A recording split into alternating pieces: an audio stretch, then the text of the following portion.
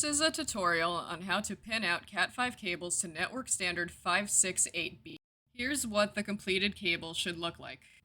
It'll have a metal terminal clip. Note that plastic clips cannot be used.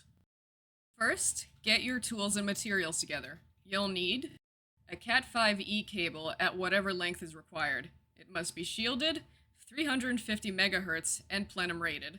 Shielded cable clips for each end of the cable. Again, plastic clips cannot be used.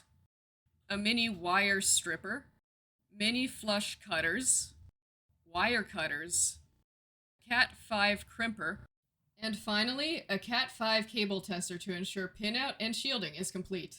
See the annotation above for a video on how to use this tester. Next, using the mini wire stripper, strip the wire back about 2 inches. Pull back the shielding, then cut the exposed insulation. Then, pull back the drain wire and cut off the exposed plastic. Trim the shielding, leaving about 1/2 inch exposed.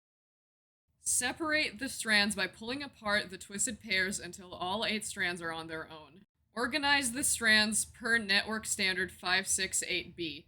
Both ends of the cable must have the strands organized as shown in this diagram. Make sure the wires are straightened. Grab one of the terminal clips and hold it against the wires. Mark the spot where the end of the clip will sit with your thumbnail, then cut the wires. Take one last look to ensure the wires are in the correct order, then slide the clip on. Grab the crimper and give it a few good squeezes to ensure crimping is complete. Then cut back the drain wire. See the annotation above for a video on testing the cable.